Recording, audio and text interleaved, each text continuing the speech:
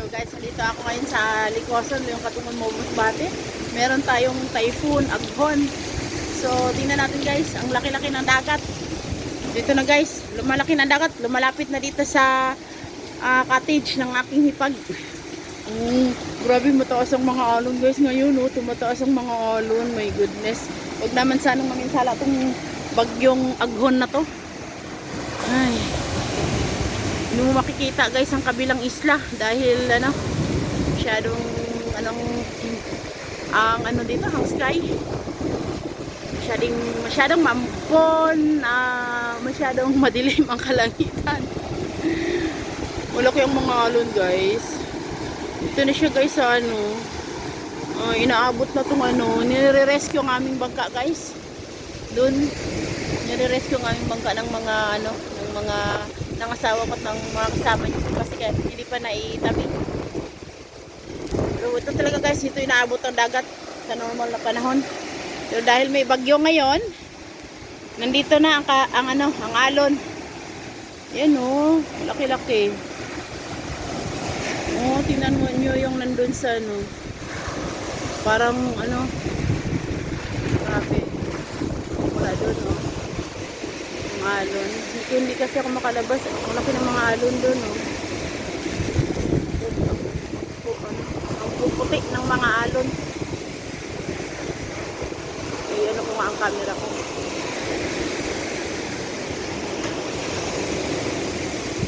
Ayan, nandito na guys ang grabe. Parang sana naman hindi ka maminsala bagyong Aghon. Matunaw ka, malusaw ka na sana. Umalis ka na sa bansang Pilipinas, hindi ka na maminsala pa. Sana hindi ka maabot dito sa cottage. Kasi masisira to pag huwag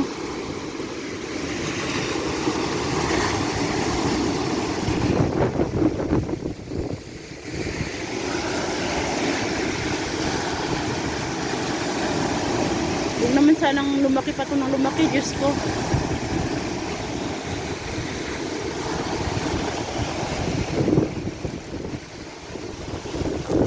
Ay! Ang lakas ng hangin. Ang lakas ng hangin, ang ulan, tapos ang karagatan ay lumalaki. Papunta dito sa baybayin.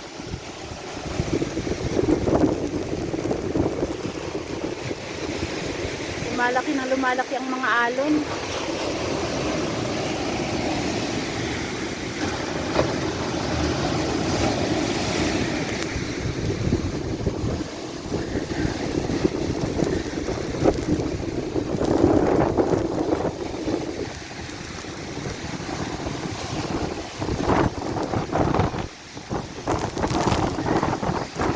Pag lakas ng hangin, para kung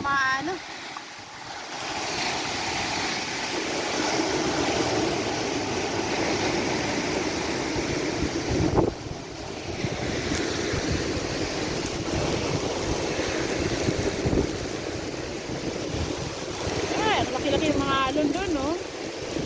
Dito yung parte, naligpit ng mga bangka, ang fishing boats, pangisda. Dito sa amin, inaayos pa nila. Doon.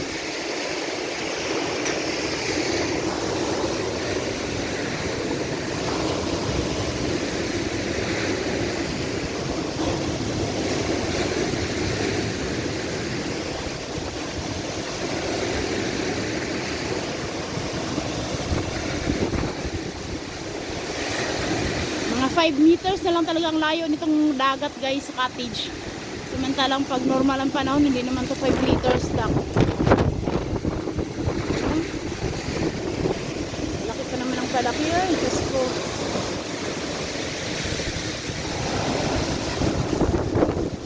Hindi ka namin alam kung anong signal na ngayon. Anong signal na ba ng bagyo ngayon? Kahapon kasi, signal number 1 pa ang Masbate. Kagabi. Ngayon ay Sabado na ng umaga. Ang alas 8. Malakas kagabi, signal number 1. Hindi naman ganito kalakas ang ulan at ang hangin.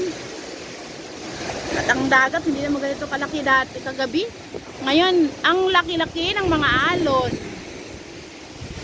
At Palapit na ng palapit sa cottages. Dito sa baybayin sa aming lugar, ang karagatan. Sana hindi siya makalapit. Kasi masisira itong mga cottage dito pag nakalapit itong alo na to. Itong karagatan na to pag nakalapit. Nandito pa naman ang kantasing ko ng aking ipag sa loob. Mga gamit niya. Hindi pa papasok sa loob doon kasi pinasok na ito ng bagyo. Pupunta doon sa pinto. Pumunta doon ang dagat. Delikado to ngayon. Nandito na guys ang ang laki-laki ng alon ngayon. Palaki ng palaki. Diyos ko, sana matigil tong bagyong to.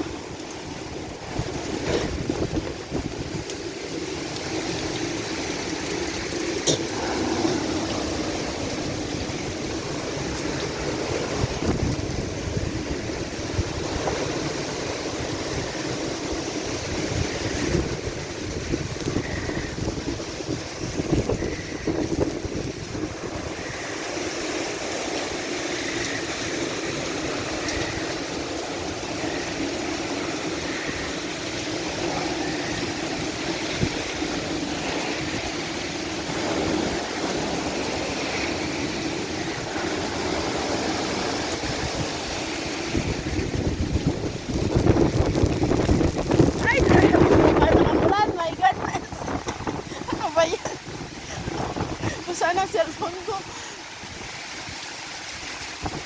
Please protect us from this storm, from this typhoon, Lord Jesus. Almay niyo po, Lord Jesus. Panahon. Grabe na talaga. Diyos ko. Malakas ang hangin. Pumapasok ako sa loob ng cottage.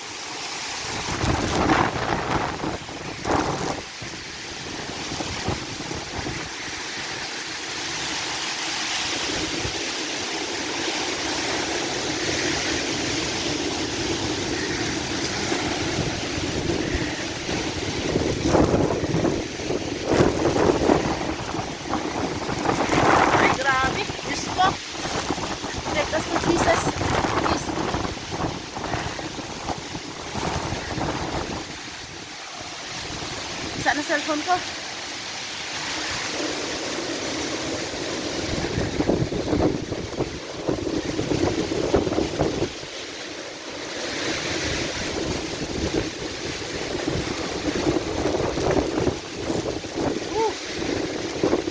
Laki ng alon. Yung cellphone ko, basa na. Ay, grabe. Diyos ko. Thank us to Jesus Christ. Maawa kayo.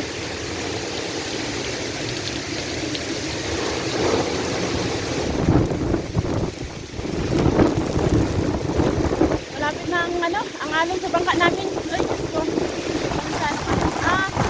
Sabi yung mga namin. Ang red na bangka ang nire-rescue. Diyos ko, pagkita nyo kami ng Christ. Ang lakas po, lumalakas po ang ulan. Dahil ng Diyos ko, Diyos ko, pagkita nyo po kami. Grabe. Grabe ngayon, oh. Ang hindi lang alon, pati ang ulan. Parang para siyang yung direction niya, hindi ko maintindihan. Mula dun sa left side ko, ito yung left side ko, papunta dito ang ulan. Tapos ang dagat, grabe, Diyos ko. Dali lang. Basta na cellphone ko, guys. Grabe. Kasi pumapasok dito sa loob ng cottage, ang ulan. Ang hangin kasi. Tinutulak ng hangin ang ulan. Papunta dito sa pinaroroonan ko. Ay, Diyos ko. So, patigilan niyo pang ulan ang ang bagyo na to. Patigilan niyo, Lord Jesus. Laki ng mga alon. Inaabot na. Parang aabutin ng mga bangka namin doon, no? Aabutin. Kailangan ipasok ang mga bangka. Dami pa naman. Ngayon, guys, ay may bayanihan dito sa lugar. tulong-tulong ang mga mangingisda o kung may isalba ang mga bangka. Yung ito. Kita niyo po kami lahat na nandito. Lahat po sa dito. Hindi na rin ibang mga tao sa Pilipinas. Tulungan niyo kami, Lord Jesus. Ang lakas ng bagyo. Parang si Lalagor po. Hindi ko alam. Gusto kong tingnan kanina sa Facebook. Kaso lang, ay, Diyos ko. Diyos ko. Umapin na kaya. Diyos ko. Diyos ko. Wala na. Nasira ng cottage ni, nangin ako. Nasira ng cottage, guys. Wala na. Ang anak ko kaya nun. Kailangan ko uwi sa bahay, guys. Wala na. Sinaglayan na. Ano kayang gawin ko? Ang anak ko, ulit ko itong gamit ng pag-iisip. Kaya nagtumba. Nagtaglaga na, guys. Ang lakas ng hangin. Uwi ko muna ako, guys, sa bahay namin. Kasi ang anak ko, Diyos ko. Lord Jesus, protect us. Uwiin ko muna ang anak ko.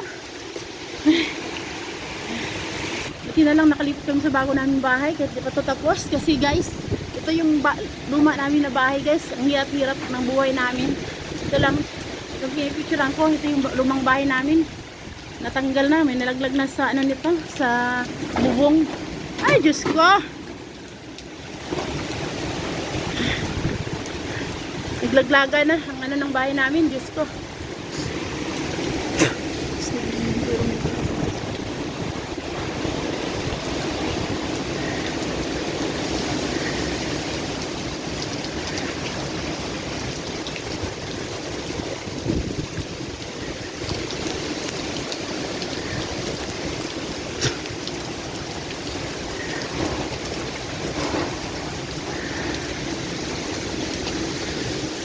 Punta tayo dito sa likod, guys.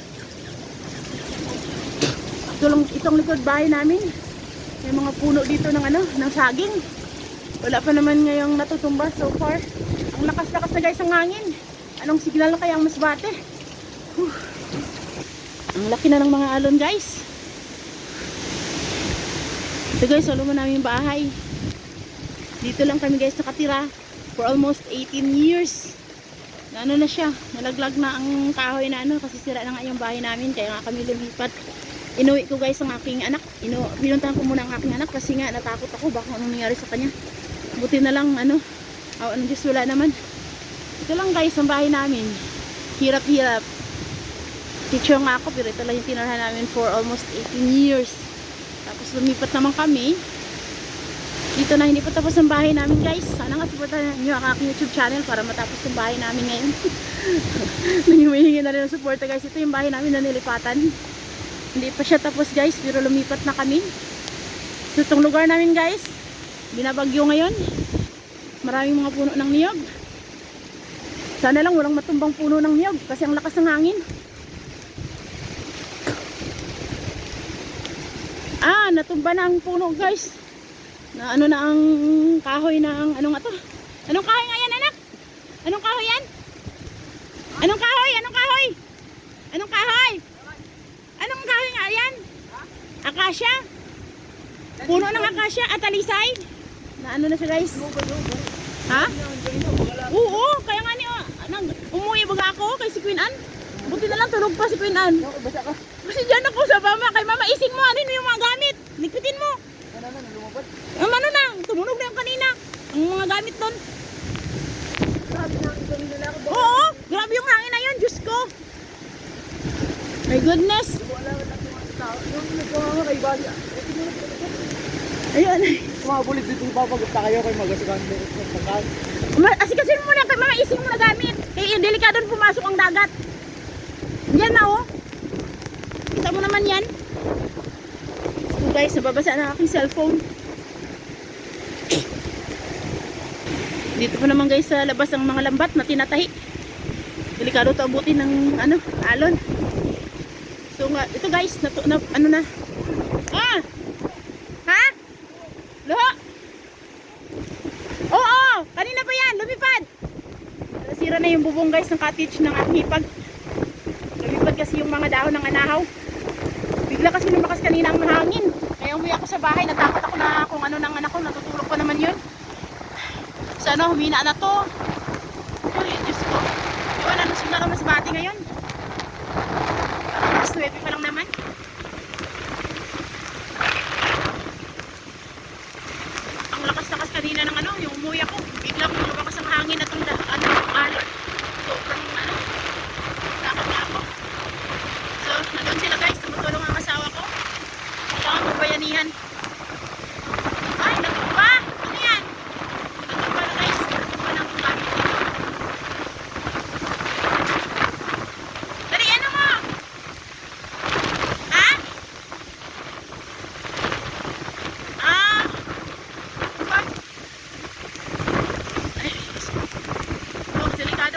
tayo ng dagat guys. Itong ano, mga bangka sa amin. Nandito na guys. Tumulong na ang asawa ko sa ibang lugar.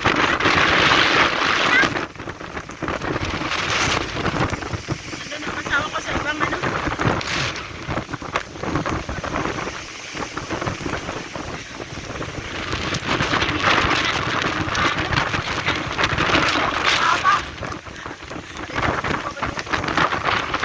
May natuwa na, may naano na guys. Puntahin natin guys. Nandito yung puno ng niyog, ng punong kahoy. Natumba na. Hindi namin alam anong signal lang mas bati ngayon. Mga alas 9 ng umaga guys. Biglang lumakas ang hangin, ang alon, biglang lumaki. Ang ano ng masel ko. Ano na, ano nang nangyari. Maraming damage. Itong bagyong to. Ganito pa nga lang, umaga. Wala na, nag-anuhan ng ano ng kuryente. Hindi lang mano guys, nadilim na cellphone ko kasi mag-empty battery na to. Yan guys oh, nakalambitin. Ang mga kwintador rin sa Tagalog. Ano yun? Ano?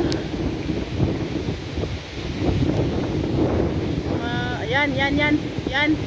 Mga kwintador. Tapos yung isang puno, natumba na. Diyos ko. Ay, sana humina na tong ano na to, bagyong to. Wala na. Umaga pa nga lang ngayon. Ang lakas-lakas ang hangin kanina. Biglang lumakas ang hangin.